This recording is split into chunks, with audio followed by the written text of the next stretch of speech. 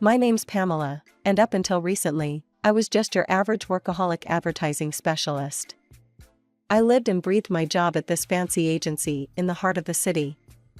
You know the type, big glass building, top floor office with a view that'd make your head spin. I was good at what I did, damn good actually. The agency relied on me for pretty much everything. I was your typical career-focused woman in her early 30s. No husband, no kids, just me and my work. My tiny apartment was more like a pit stop between office hours than an actual home. I'd roll in late at night, crash for a few hours, then head right back out. Rinse and repeat. My boss, well, she was something else. Picture a 60-something woman with more ambition than empathy. She owned the agency, and boy, did she let everyone know it. Her name was Vivian, but we all called her Mrs. Crawford behind her back. To her face? It was all yes, ma'am, and right away, ma'am. One particular Monday morning, I dragged myself into the office, feeling like death warmed over. I'd caught some nasty bug over the weekend, but deadlines wait for no one, especially not in Vivian's world. I was hunched over my computer, trying to focus on the quarterly report through my fever haze, when Vivian's voice cut through the office like a knife. Pamela, my office, now. I stumbled to her door, knowing full well what was coming. The report was late, and Vivian Crawford did not do late. What the hell is this? She snarled, waving a printout in my face. You call this a report? Any 5-year-old could put together something more coherent than this garbage. I'm sorry, Ms. Crawford, I mumbled, my head pounding. I've been sick, Anne. Sick? She scoffed. You think clients care if you're sick? You think I built this agency by taking sick days? You're useless, Pamela. Utterly useless.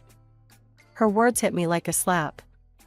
I'd poured my heart and soul into this job for years, sacrificed everything for it. And this was what I got in return? I don't know if it was the fever or just years of pent-up frustration, but something in me snapped. Tears welled up in my eyes, and before I knew it, I was bolting out of her office, past the shocked faces of my coworkers, and into the elevator. The elevator dinged, and as the doors slid open, I came face to face with a pair of concerned brown eyes.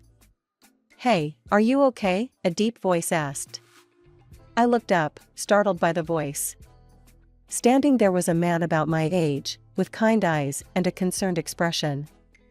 I must have looked a sight, because his brow furrowed even deeper when he saw my face. I'm fine, I stammered, trying to regain my composure. But the tears betrayed me, streaming down my cheeks. You don't look fine, he said gently. Look, I know it's none of my business, but, would you like to grab a coffee? Sometimes talking to a stranger can help. I hesitated. I never did things like this, running out of work, crying in elevators, accepting invitations from strangers. But something about his genuine concern broke through my defenses. Actually, I sniffled, that sounds nice. We made our way to a little cafe, just down the street. As we sat down with our coffees, he introduced himself as Jake. So, he said, settling into his chair, want to tell me what's got you so upset? I found myself pouring out the whole story, how I'd been feeling ill, how I was behind on my work, and how my boss had torn into me. I was careful not to mention any names or specifics about the company, but I didn't hold back on describing how devastated I felt. Wow, Jake said when I finished. That's rough. No one deserves to be treated like that, especially when they're sick. We ended up talking for over an hour. Jake told me about his own job in finance, his hobbies, his dog. It was easy, comfortable conversation, and I found myself laughing, despite the awful morning I'd had. As we were getting ready to leave, Jake hesitated. Listen, Pamela. I know we just met, but I'd really like to see you again. Maybe we could grab dinner sometime? I surprised myself by saying yes without hesitation. We exchanged numbers, and as I watched him walk away, I felt a flutter of excitement in my chest. Over the next few weeks, Jake and I started seeing each other regularly. We'd meet for dinner after work, or spend weekends exploring the city. With each date, I found myself falling harder for him. He was kind, funny, and supportive, everything I'd been missing in my life. At work, things were, well, they were what they always were. Vivian was still Vivian, demanding and critical. But somehow, it didn't bother me as much anymore. Knowing I had Jake to talk to at the end of the day made it all more bearable. One night, about a year after we'd met, Jake took me to a fancy restaurant. As we finished our dessert, he pulled out a small velvet box and opened it, revealing a beautiful diamond ring. "Pamela, will you marry me?" Happy tears welled up in my eyes as I nodded enthusiastically.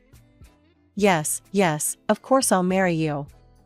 As Jake slipped the ring on my finger, I felt like I was floating on air. Everything was perfect. Jake was perfect. Our life together would be perfect. The weeks following our engagement were a whirlwind of happiness.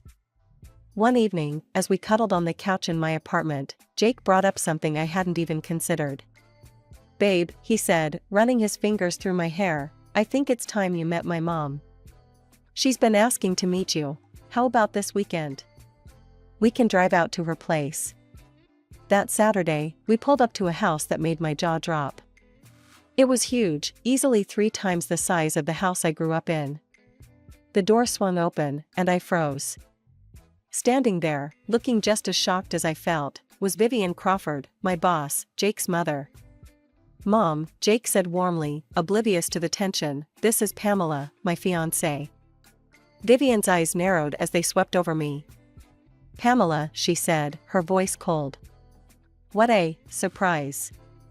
"Jake, darling, surely you can do better than this." She waved her hand dismissively in my direction. "With your money, your position, you could have any woman you want. Why settle for someone from such a modest background?" I felt like I'd been slapped. Jake's arm tightened around me. "Mom," he said, his voice hard, "I love Pamela. She's the best thing that's ever happened to me. I'm marrying her, with or without your approval." Vivian's face darkened, but Jake didn't give her a chance to respond. He turned to me, his eyes softening. "I'm so sorry about this, Pam. Let's go." As we drove away, I finally found my voice. "Jake," I said shakily, "there's something I need to tell you." I spilled everything, how Vivian was my boss, how she'd treated me at work, the incident that led to me meeting Jake in the first place. Jake listened silently, his knuckles white on the steering wheel. When I finished, he pulled the car over and turned to face me. "Pamela," he said firmly, "I want you to know that this changes nothing. I love you, and I'm on your side, no matter what." His words were like a lifeline, and I clung to them desperately. We decided to move forward with our wedding plans, despite Vivian's disapproval. Jake and I found a small apartment together, and for a while, everything seemed okay. But at work, things were getting worse. Vivian's treatment of me had always been harsh, but now it was downright cruel. She'd humiliate me in meetings, mock my ideas in front of clients, and pile on impossible deadlines. Yet she never fired me. I was too valuable to the agency, and we both knew it. I'd come home every night exhausted and demoralized. Jake was always there, supportive and loving, but I could see the toll it was taking on him too. He'd confront his mother, begging her to treat me better, but it only seemed to make things worse. The breaking point came on a Tuesday. I'd been working on a massive presentation for weeks, pouring every ounce of creativity and effort I had into it. As I stood in front of the management team, including Vivian, I felt a glimmer of hope. Maybe this time I'd finally earn her approval. I was halfway through my pitch when Vivian's cold voice cut through the room. "Is this a joke, Pamela? This is what you've been working on for weeks? This is amateur work at best. I've seen interns produce better concepts than this drivel." The room fell silent. I could feel the pitying looks from my colleagues, but no one dared to speak up against Vivian. "I can revise it," I stammered, fighting back tears. Vivian waved her hand dismissively. "Don't bother. We'll have someone competent handle it from here. You're dismissed." I fled the conference room, my cheeks burning with humiliation. As soon as I reached my desk, I broke down in tears. It was too much. The constant criticism, the public humiliation, the stress of navigating this impossible situation with my mother-in-law. I couldn't take it anymore. That evening, I stumbled into our apartment, still sniffling. Jake took one look at me and pulled me into a tight hug. "That's it," he said firmly. "You can't keep doing this to yourself, Pam. You need to quit. Your mental health is more important than any job." The next day, I marched into Vivian's office and handed in my resignation. Her face contorted with rage. "You ungrateful little thing," she sputtered. "After everything this agency has done for you? You're just going to abandon us?" I stood my ground, my voice steadier than I felt. "I'm sorry, but I can't continue working in this environment. My last day will be in 2 weeks." As I turned to leave, Vivian's voice stopped me cold. "You think you can just walk away? I'll make sure you never work in this industry again. You'll regret this, Pamela. Mark my words." I threw myself into job hunting, confident that my skills and experience would land me a new position quickly. But as the weeks turned into months, I started to worry. Every promising lead seemed to fizzle out at the last minute. It was as if someone was sabotaging my efforts. Finally, after nearly 6 months of searching, I landed a job at a smaller agency. It wasn't as prestigious as my old position, but I was grateful for the opportunity. As I settled into my new role, I began to feel like things were finally looking up. But fate, it seemed, had other plans. Just as I was starting to feel secure in my new job, my boss called me into his office. The moment I saw his face, I knew something was wrong. "Pamela," he said, his voice heavy with regret, "I'm afraid we have to let you go. Your work has been excellent. It's just, well, I can't say more, but my hands are tied. I'm sorry." As I packed up my desk in a daze, my phone buzzed with a text. It was from Vivian. "How does unemployment feel, dear? Perhaps now you'll learn your place." In that moment, I realized the true extent of my mother-in-law's vindictiveness. She hadn't just threatened to ruin my career, she was actually doing it. The following months were a blur of anxiety and frustration. No matter how many resumes I sent out or interviews I went to, I couldn't seem to land a job. I started picking up freelance gigs just to make ends meet, but it was barely enough to cover our bills. One afternoon, as I sat at our kitchen table, scrolling through job listings I knew would lead nowhere, my phone rang. It was Vivian. My finger hovered over the decline button, but curiosity got the better of me. "Hello?" I answered cautiously. "Pamela, dear," Vivian's saccharine voice oozed through the speaker. "I just thought I'd check in on my favorite daughter-in-law. You know, Jake's birthday is coming up soon." I froze. In all the chaos of the past few months, I'd completely forgotten about Jake's birthday. "I was thinking," Vivian continued, her voice suddenly warm, "why don't we surprise him? We could throw a party at my house. All his friends, family, it would be lovely, don't you think? It's time we put our differences aside, don't you think? Jake'd be so happy to see us getting along." As much as I wanted to refuse, I couldn't deny that Jake would love to see his mother and wife reconcile. And after everything he'd done for me, didn't he deserve a special birthday? "All right," I said hesitantly. "What did you have in mind?" Vivian's voice brightened. "Wonderful. Why don't you come over early on the day of the party? We can set everything up together. It'll be our little secret from Jake." Against my better judgment, I agreed. The day of the party arrived, and I made my way to Vivian's house, my stomach in knots. As I approached the front door, I could hear voices and laughter inside. As I stepped inside, I was shocked to see the house already full of guests. Vivian's phone was in her hand, apparently live streaming the event. "Everyone," Vivian announced loudly, her eyes gleaming with malice, "I'd like you all to greet our help for the evening." Before I could process what was happening, Vivian thrust a maid's uniform into my hands. "Here you go, dear. The kitchen's that way. Chop chop, these guests won't serve themselves." I stood there, stunned, as the room fell silent. All eyes were on me, a mix of pity and secondhand embarrassment on their faces. "What's the matter?" Vivian sneered, her voice carrying clearly in the quiet room. "This is what you're suited for, isn't it?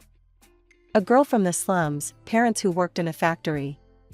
You should be grateful I'm giving you the opportunity to serve your betters." The humiliation was overwhelming.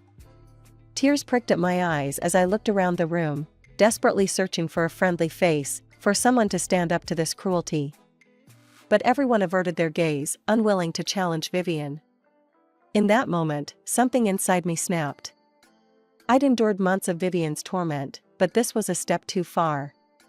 Without a word, I dropped the uniform at Vivian's feet and stormed out of the house, ignoring her calls behind me. I burst into our apartment, a mess of tears and anger. Jake was there, getting ready to head to his mother's house. He took one look at me, and his face fell. When I told him everything, Jake's face paled. He grabbed his phone and quickly pulled up his mother's social media page. There it was, the video of my humiliation, already gaining views and nasty comments. Jake's hands shook as he watched the video. I could see the conflict in his eyes, the love for his mother warring with his love for me. But as Vivian's cruel words rang out from the phone speakers, his jaw set in determination. He dialed Vivian's number, putting the phone on speaker. When she answered, her voice was sickly sweet. "Jake, darling, where are you? Everyone's waiting." "Save it, Mom," Jake cut her off. "I saw the video. How could you do that to Pamela?" There was a pause, then Vivian's voice turned cold. "Oh please, Jake. I was just putting her in her place. You know she's not good enough for you. I was doing you a favor." "No, Mom," Jake interrupted again. "You weren't doing me any favors. You were being cruel and manipulative. I love Pamela, and I won't let you treat her like this anymore. We're done. Don't contact us again." He hung up before Vivian could respond. The silence in our apartment was deafening. Jake turned to me, his eyes soft. "I'm so sorry, Pam. I had no idea she would go this far." I fell into his arms, feeling a mixture of relief and anxiety. We spent the rest of the evening together, ignoring the constant ringing of Jake's phone. It was only the next morning that we realized the full extent of Vivian's retaliation. Jake's boss called him in for an emergency meeting. When he returned home a few hours later, his face was ashen. "They fired me," he said, his voice hollow. "Apparently, the CEO is a close friend of my mother's. She asked him to let me go." We spent the next few days trying to figure out our next move. With both of us unemployed and Vivian's influence seemingly everywhere, our options felt limited. "Maybe," Jake said hesitantly one evening, "maybe we should consider moving. Start fresh somewhere else, away from my mother's influence." The idea was tempting, but something nagged at me. "Jake," I said slowly, "why did your parents get divorced? You've never really talked about it." Jake's face clouded over. "I don't really know the details. Mom always said Dad abandoned us, that he didn't want anything to do with me. Dad tried to contact me a few times when I was younger, but Mom always intercepted the calls, told me he was just trying to manipulate us." An idea started to form in my mind. "Jake, what if we reached out to your dad? Maybe he could shed some light on all of this." We arranged to meet Jake's father, Robert, at a quiet cafe the next day. As we walked in, I spotted an older man who bore a striking resemblance to Jake. His face lit up when he saw us, and he stood to greet us with a warm, if slightly awkward, hug for Jake. "You must be Pamela," he said, turning to me with a kind smile. "It's wonderful to meet you." As we settled in with our coffees, Robert's face grew serious. "Jake, I can't tell you how happy I am to hear from you. But I have a feeling this isn't just a social call. What's going on?" Jake took a deep breath and began to explain everything: Vivian's treatment of me, her sabotage of our careers, the humiliating party incident. Robert listened intently, his face growing darker with each revelation. Dad, Jake said hesitantly, what really happened between you and Mom? Why did you divorce? Robert's eyes clouded over with a mix of anger and sadness. It's a long story, son. One I'm not proud of. You see, I used to work for my father's company. Your mother was in the accounting department. I thought we were happy, but... He paused, taking a sip of his coffee before continuing.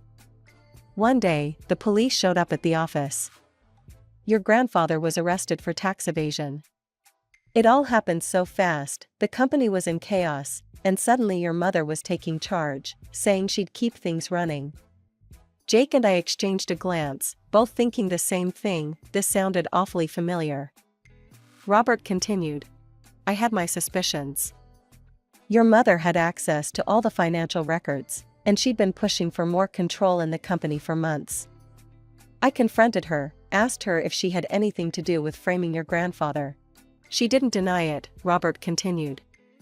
Instead, she threatened me. I had an affair. It was brief, but your mother found out. She had evidence, photos, messages, everything. Jake and I exchanged a shocked glance as Robert continued, his voice heavy with regret. The woman I had the affair with, her husband was an incredibly influential man in our industry. Your mother threatened to tell him everything unless I did exactly as she said. She gave me an ultimatum, divorce her, give her everything, and stay away from you, or she'd destroy me completely. I'm ashamed to say I took the coward's way out. I thought I was protecting you, Jake. As we sat there, processing everything we'd learned, a memory suddenly hit me. Jake, I said urgently, remember when I first started at the agency?